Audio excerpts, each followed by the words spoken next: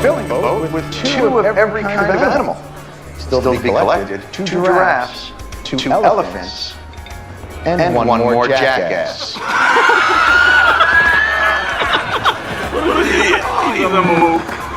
Jerks. Don't worry about it. Guys, come on. Eat up. I'm not hungry. No, me neither. You guys can't eat. I can't stop. Go to the bathroom. Me too. Okay, don't go with them. Please. Fine. Oh, excuse me. Can I get a refill, please? Coming right up.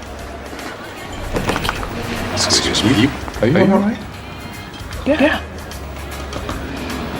No. It's a long story. Well, I like stories.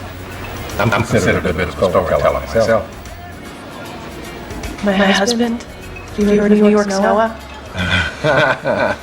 The guy who's building the ark. That's him. I love that story. Knowing the ark. You know, a lot of people miss the point of that story. They think about God's wrath and anger. They love it when God gets angry. What is the story about then, the Ark? Well, I think it's a love story about believing in each other. You know, the animals showed up pairs. They stood by each other, side by side, just like Noah and his family. Everybody in the ark, side by side. But my husband says God told him to do it. What do you do with that? Sounds like an opportunity. Let me ask you something. If someone prays for patience, you think God gives them patience? Or does He give them the opportunity to be patient?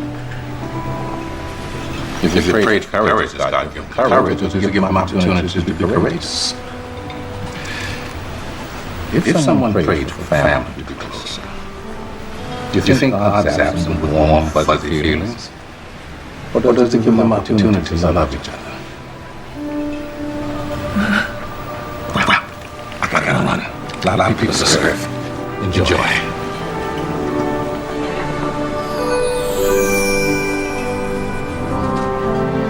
Because this comes as no surprise to those who remember his campaign He's filling. 네, 방금 보신 영상은 2007년에 개봉했던 에반 올마이티라는 영화의 한 장면입니다. 브루스 올마이티라는 굉장히 유명했던 영화의 후속작으로 제작이 됐는데요. 이 두 영화는 인간의 자유의지와 하나님의 사랑에 대한 이야기를 담았던 아주 이 편은 그냥 너무 기독교적이라고 비판을 받은 만큼 기독교 메시지를 강하게 담았던 그런 영화였는데요. 제가 영화를 보면서 가장 인상적이었던 장면이어서 제가 여러 번 우리 교인들에게 이 영상을 보여드렸던 것 같습니다. 이 영화의 시나리오를 직접 쓰고 또 메가폰을 잡았던 톰 세디악 감독은 이 장면을 통해서 뭔가를 말하고 싶어 했습니다. 무언지 아시겠죠? 단순하지만 아주 중요한 메시지인데요. 하나님은 기회를 주시는 분이다. 기회를 주시는 하나님. 이 주제는요, 하나님의 속성과 그분의 본성을 이해할 때 굉장히 중요한 주제입니다. 영상에 나오는 아내는 마음이 너무 무거워요. 그러니까 모든 일이 잘 풀리던 남편이 갑자기 큰 어려움을 겪습니다. 하나님 때문에. 어느 날 하나님이 남편에게 난데없이 갑자기 방주를 도시 한복판에 만들라고 하세요. 그런 이상한 하나님의 명령을 받고 바보처럼 순종을 하는 남편이 아까 뉴스에서도 그렇지만 온갖 조롱을 받는, 이것을 겪기에는 너무 아내로서 마음이 힘든 거죠. 그런 아내에게 식당 서버의 모습으로 나타나신 하나님이 이렇게 말씀하십니다. 누가 인내를 달라고 기도하면 하나님은 그 사람에게 인내심을 줄까요? 아니면 인내를 발휘할 수 있는 기회를 주시라 하실까요? 용기를 달라고 기도하면 용기를 주실까요? 아니면 용기를 발휘할 기회를 주실까요? 만일 누군가 우리 가족이 좀 더 가까워지게 해달라고 기도하면 하나님이 뿅 하고 묘한 감정이 느껴지도록 할까요? 아니면 서로 사랑할 수 있는 기회를 마련해 주실까요? 하나님이 주시는 기회가 있다. 이것은 저와 여러분에게도 너무나 중요한 메시지입니다. 하지만 문제는 하나님이 주시는 기회가 우리가 볼 때는 그냥 힘들고 어려운 일로만 보일 때가 많다는 거예요. 심지어는 하나님이 나한테 화를 내시는 것 같고 때로는 나에게 벌 주시는 것 같은 상황일 때가 꽤 있습니다. 그 시간들을 지나면 하나님이 내게 은혜를 베푸시려고 주신 기회였구나 라고 깨달을 때가 있지만 막상 그 상황을 맞이했을 때는 부정적인 느낌이 훨씬 강하게 일어납니다. 그러다 보면 오해를 하고 원망을 하고 심지어는 하나님을 불신앙하는 길로 접어들기도 하죠. 여러분과 제가 매일 마주하는 현실은 녹록지가 않습니다. 근데 분명한 사실은 모든 현상은 하나님이 허락하신 것입니다. 하나님의 허락하심 없이 이 땅에 벌어지는 일은 없으니까요. 근데 막상 힘들고 어려운 현실을 만나면 그런 현실을 허락하신 하나님이 도무지 이해되지 않습니다. 선하신 하나님이 허락하신 현실이라는 것이 내가 볼 때 선해 보이지 않기 때문이죠. 사람은 이해되지 않으면 잘 받아들이려고 하질 않습니다. 제가 지난번 설교 때 언급했던 권오중 집사님, 이분의 신앙 고백이 저에게 정말 실질적으로 다가왔던 이유가 있습니다. 자녀에게 희귀병이 생겼다. 그거 하나만 가지고도 얼마나 버티기 힘든 현실이었을까요? 평소에 신앙생활을 잘하던 사람도 아픈 현실을 만나면 마음이 무너집니다. 왜 하필 이 일은 나에게 벌어져야 하는 건가? 내가 뭘 그렇게 잘못했다고 그동안 열심히 살아왔는데 이렇게까지 하시나? 너무 하시는 거 아닌가? 이런 마음이 막 올라오는 거죠. 근데 이 아픈 현실은 놀랍게도 권오중 집사님에게는 진짜 믿음이 생겨나는 기회가 됐죠. 또 서로 가정이 뜨겁게 사랑하는 가정으로 회복되는 그런 기회가 됩니다. 감사한 것은 집사님이 하나님이 주신 이 기회를 놓치지 않았다는 거예요. 제가 가장 은혜 받았던 집사님의 고백은 이것입니다. 결국 모든 일에 감사하는 것이 하나님을 경외하는 것인 줄 알았다는 거예요. 제가 전에 이런 말씀 드린 적이 있어요. 기억하실지 모르겠어요. 데살로니가전서 5장 18절에 보면 범사에 감사하라 라고 되어 있어요. 근데 저는 이걸 어떻게 여러분에게 재번역을 해드렸냐면 결국 모든 일에 감사하셔도 됩니다. 이렇게 번역을 해드렸습니다. 사도 바울이 성도들에게 모든 일에 감사하라고 이게 하나님의 뜻이라고 말한 것은 억지로 강제로 무조건 로봇처럼 감사하라는 뜻이 아닙니다. 여러분과 제 삶에 일어나는 모든 상황들에 대해서 다 이해할 수는 없지만 그 모든 일에 감사해도 된다. 왜? 그 상황을 허락하신 하나님이 선하시니까. 이 현실을 허락하신 하나님의 선하심을 끝까지 믿고 감사할 수 있다. 이것이 우리를 향하신 하나님의 뜻이라는 거예요. 기계적으로 로봇처럼 감사라는 게 아니라 이 상황을 허락하신 하나님의 선하심을 믿으면 감사해도 된다. 이게 데살로니가전서 5장 18절의 진정한 의미라는 거죠. 내 인생에 일어나는 모든 일에 대해서 감사하는 사람, 그런 사람에게는 하나님이 허락하신 모든 일들이 결국 선물입니다. 은혜라는 거죠. 우리가 볼 때 나쁜 일이라고 해도 하나님은 심지어 그런 일들조차도 우리들을 위한 기회로 선용하시는 놀라운 하나님이시기 때문이죠. 로마서 8장 28절 말씀을 메시지 성경으로 여러분의 신앙 고백을 하는 심정으로 저와 함께 합독합니다. 시작. 그래서 우리는 하나님을 사랑하는 우리 삶 속에 일어나는 모든 일이 결국에는 선한 것을 이루는 데 쓰인다는 확신을 갖고 살 수 있습니다. 아멘이십니까? 저는 송년주의를 앞두고 설교를 준비하다가 올 한 해를 좀 천천히 돌아보았습니다. 처음에는 이런 생각했어요. 좋은 일도 있었고 나쁜 일도 있었구나. 참 기분 좋은 경험도 했지만 참 기분 나빴던 적도 있었다. 근데요, 기도하면서 전혀 다른 마음의 고백이 제 안에서 일어나는 걸 느꼈어요. 이거는 제 본성적인 고백이 아니라 제 안에 살아계신 성령님이 고백하게 하시는 신앙 고백이었는데요. 하나님, 올 한 해 동안 하나님께서 저와 우리 교인분들의 삶에 허락하신 모든 일에 참 감사합니다. 올 한 해 동안도 수많은 기회들을 통해 우리에게 은혜를 베풀어 주신 하나님께 감사합니다. 물론 저도 여러분도 솔직히 한 해 동안 하나님이 주신 그 많은 기회들을 다 붙잡으신 건 아니에요. 그러나 여러분이 최고의 기회를 하나 붙잡으신 건 감리교회에 오셨다는 거. 저는 오늘 여러분과 함께 한 해를 정리하고 새롭게 시작하는 시작점에 함께 서 있습니다. 결단을 하고 싶더라고요. 하나님, 이제는 하나님이 주신 기회를 놓치지 않고 살고 싶습니다. 하나님의 은혜와 사랑을 마음껏 누리며 살기를 원합니다. 이 고백이 제 마음속으로부터 나오는 거예요. 여러분, 민수기를 읽으면서 우리가 놓치지 말아야 할 중요한 주제 가운데 하나가 하나님이 주시는 기회입니다. 출애굽 1세대가 계속 하나님께 반역했잖아요. 우리가 그렇듯이. 근데 하나님은 또 계속 기회를 주세요. 뭐 벌을 내리시기도 하고 화를 내시기도 하고 인격적인 하나님이 여러 가지 방식으로 당신의 마음을 표현하시지만 결국 하나님은 계속 은혜를 베푸세요. 기회를 주셨다는 거죠. 한두 번이 아니에요. 저도 마찬가지고 여러분 다 마찬가지예요. 정말 여러 번의 기회가 주어졌어요. 하지만 결국 출애굽 1세대는 하나님이 주신 기회를 끝내 놓쳤죠. 우리는 잊지 말아야 돼요. 하나님이 주시는 기회도 반드시 끝이 있다는 것. 때가 있다는 걸요. 언제든 기회가 있겠지. 언제든 문이 열려 있겠지. 그렇게 신앙생활을 게을리 하시다가는 그 문이 여러분의 눈앞에서 꽝 닫히는 날이 다가옵니다. 하나님의 인자하심을 이용하시지 마세요. 하나님의 인자하심을 아신다면 그 인자하심 가운데로 들어가셔야 돼요.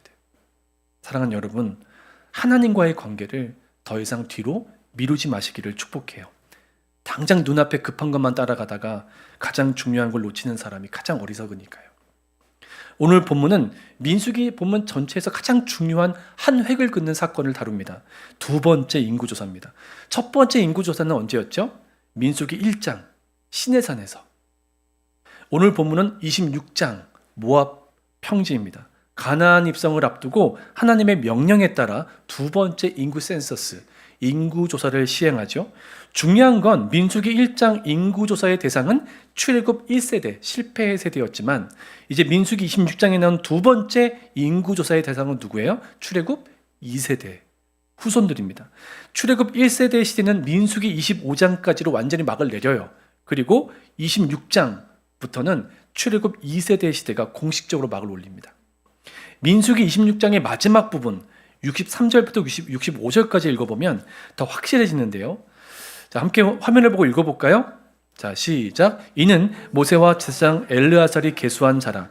그들이 여리고 맞은편 요단가 모압 평지에서 이스라엘 자손을 계수한 중에는 모세와 제사장 아론이 시내 광야에서 계수한 이스라엘 자손은 한 사람도 들지 못하였으니 이는 여호와께서 그들에게 대하여 말씀하시기를 그들이 반드시 광야에서 죽으리라 하셨습니다. 이러므로 여분네 아들 갈렙과 눈의 아들 여호수아 외에는 한 사람도 남지 아니하였더라. 아멘이죠.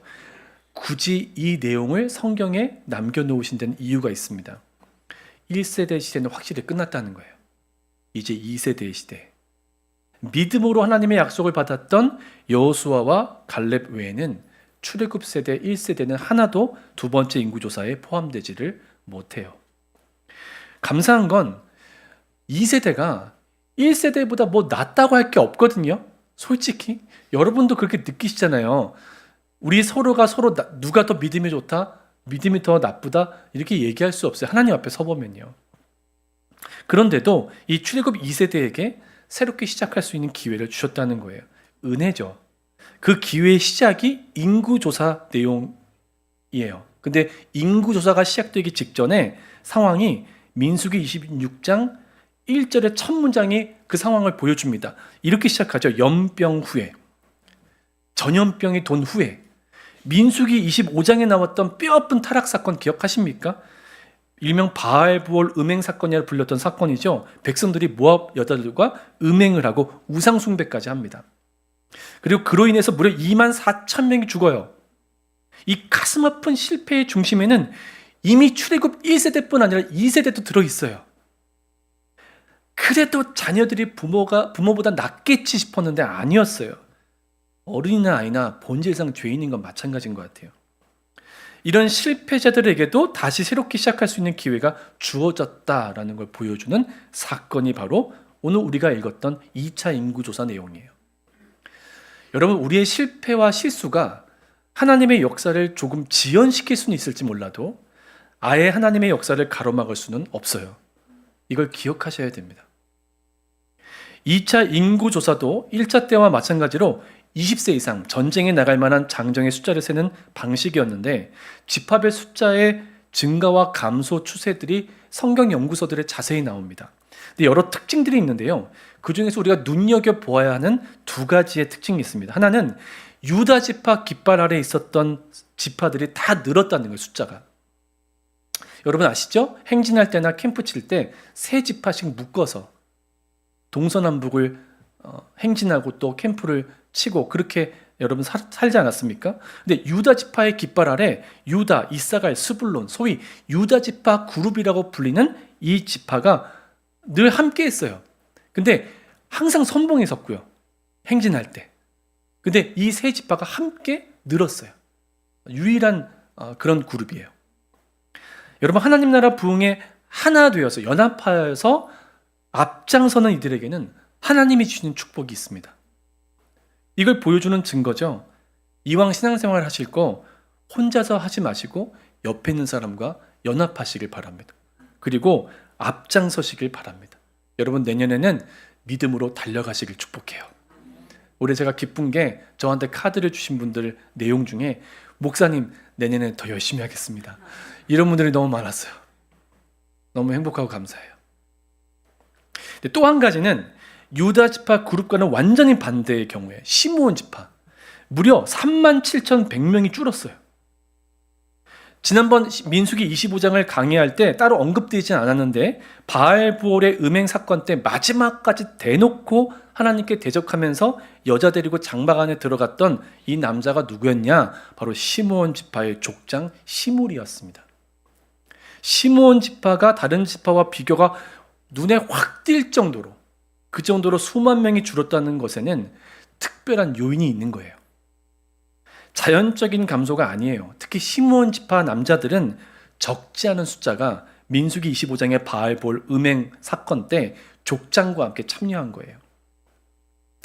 1차 조사 때만 해도 12지파 중 세 번째로 많았어요. 무려 6만여 명. 시므온 지파는 유력한 메인 지파였다고요. 그런데 절반이 사라졌어요. 이 일은 죄의 결과가 얼마나 무서운가를 보여주는 거예요. 이후의 역사에도 시므온 지파는 유다 지파에 흡수되고 말아요. 똑같이 하나님의 약속을 받았는데, 똑같이 말씀을 받았는데 이렇게 전혀 다른 길을 걸어간 거죠. 여러분 깨달아야 합니다. 여러분의 신앙의 시작도 너무나 중요하지만 끝이 더 중요해요. 여러분 끝까지 함께 가시기를 축복합니다. 옆에 있는 분에게 인사합시다. 끝까지 함께 갑시다. 인사하겠습니다.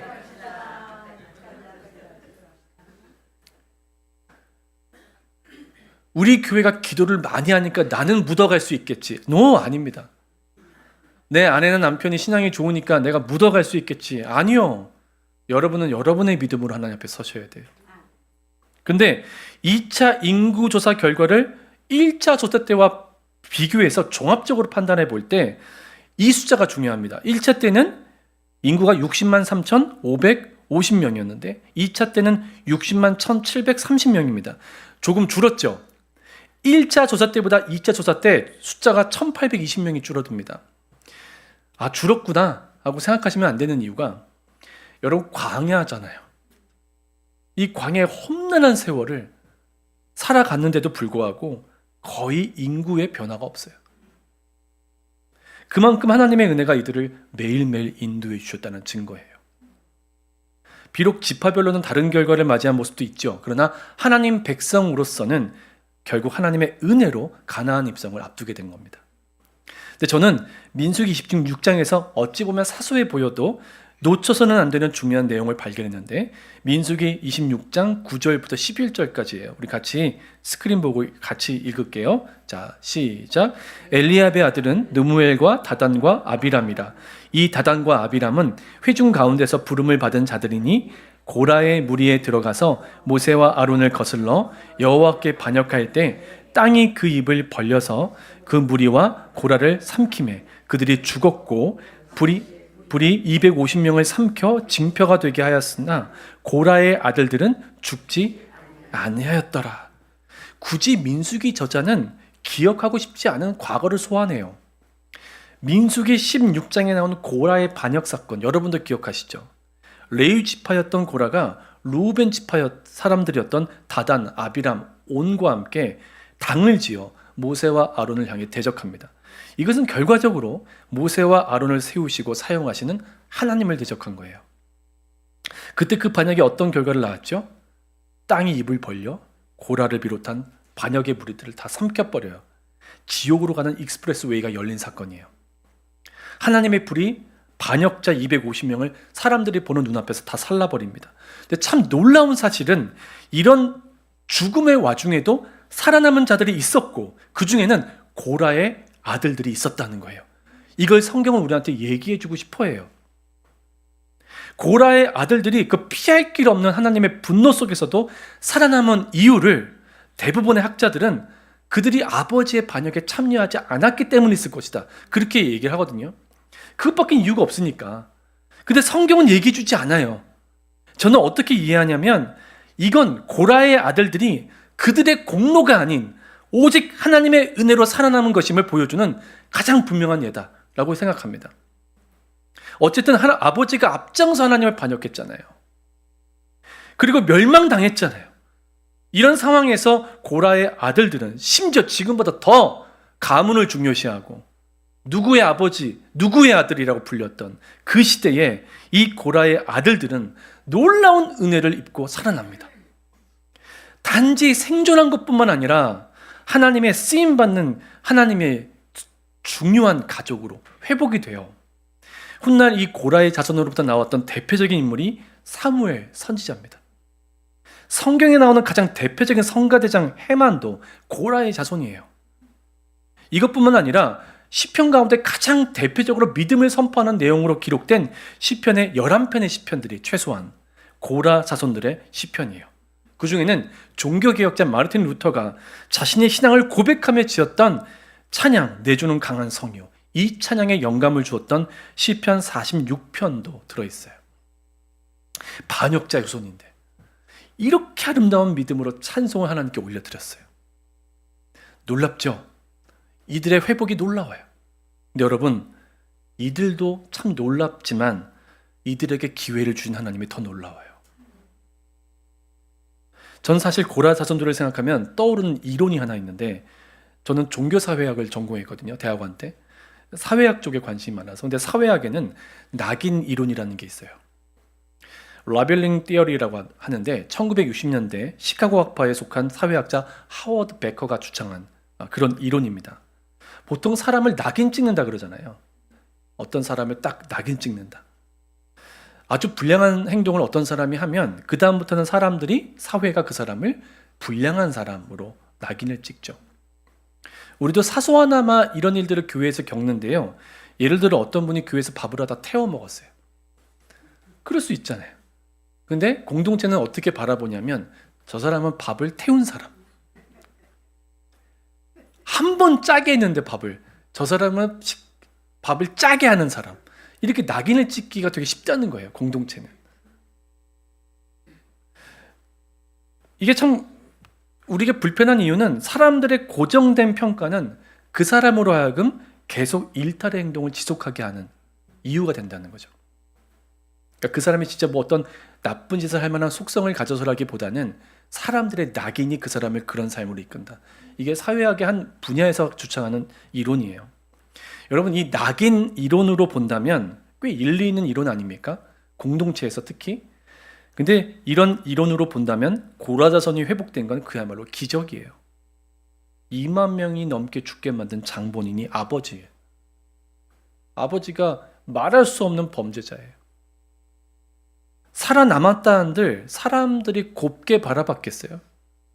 저 반역자 아들놈들, 저놈들 피에는 똑같은 반역의 피가 흐를 거야. 언제든 하나님을 반역할 수 있어. 상종도 하지 마. 이런 사람들이 반드시 있었을 거예요. 사람들의 시선이 얼마나 차가웠겠냐고요. 이건 흙수도 아니고 아주 망해버린 수저예요. 근데 이들이 다시 새롭게 시작할 수 있었던 힘은 도대체 어디서 나왔냐는 거죠. 고라의 자손들이 쓴 시편 중에 하나인 시편 84편에 보면 아름다운 고백이 나옵니다. 시편 84편 10절. 여러분도 가사 한번 전체를 읽어보세요. 오늘은 10절만 읽지만 시작. 주의 궁정에서의 한 날이 다른 곳에서의 첫날보다 나은즉 악인의 장막에 사는 것보다 내 하나님의 성전 문지기로 있는 것이 좋사오니. 여러분, 고라 자손은요 실제로 찬양대나 문지기의 삶을 살아가요. 그리고 그렇게 성전 문지기로 살아가는 삶에 대해서 행복하다라고 고백을 해요. 그들에게는 이 문지기의 사명이 하나님 가까이에서 살아가는 삶이었어요. 아버지 고라가 하나님이 주신 그 직분과 사명을 하찮게 여겼지 않습니까? 내가 이런 거나 할 사람이냐? 그런 마음 품었던 거잖아요. 하나님의 은혜로 주신 직분인데. 근데 고라의 자손들은 그렇지 않은 거예요. 하나님이 주신 사명을 아무리 작아 보이는 그 문이나 지키는 게 뭐 그렇게 대단해 보였겠어요. 근데 그런 일들을 정말 감사한 마음으로 감당했던 거예요. 저는 오늘 민수기에 남겨진 이 고라 자손의 이야기는 이제 한 해를 마무리하는 저와 여러분에게 하나님이 주시는 귀한 격려의 메시지라고 생각해요. 여러분, 하나님이 주신 기회가 많았잖아요, 올해도. 근데 제대로 하나라도 붙으셨냐고요? 한 가지라도.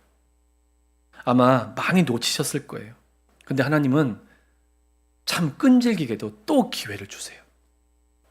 고라의 자손들에게 주신 그 기회를 여러분과 저에게도 주세요. 고라의 자손들이 다시 새롭게 시작할 수 있었던 이유가 뭔지 아세요? 물론 하나님이 기회를 또 주셨으니까. 그런데 더 큰 이유가 있어요. 그들이 하나님이 주신 기회에 반응했기 때문이에요. 자격 없는 자에게 베풀어 주시는 은혜에 반응했기 때문에 그들이 그 은혜를 누릴 수 있었던 거죠. 올해를 돌아보면서 여러분의 신앙생활과 삶이 실패의 연속이었다 할지라도 더 이상 그 과거에 묶여있지 마시기를 바랍니다. 다시 기회를 주시는 분이에요.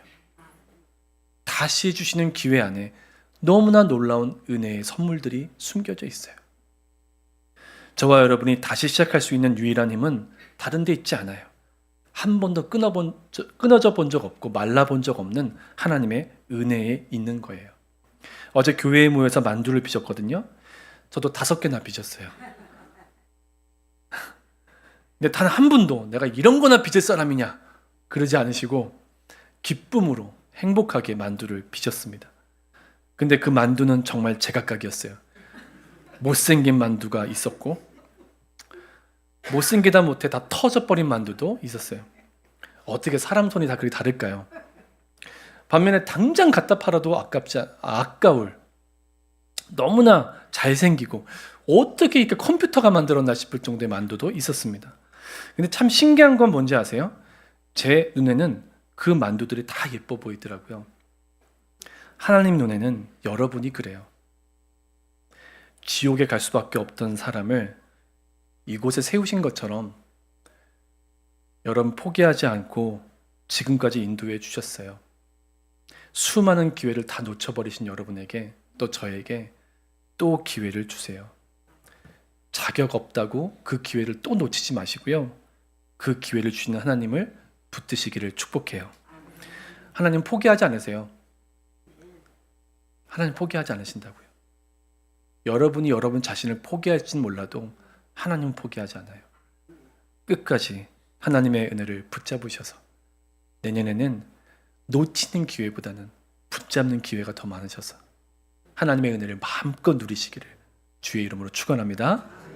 함께 우리 찬양했으면 좋겠는데요. 오직 주의 은혜로 이 찬양하고 우리 함께 기도하는 시간을 갖도록 할게요. 이 찬양의 고백의 가사 하나하나 우리 마음속에 새기면서 함께 찬송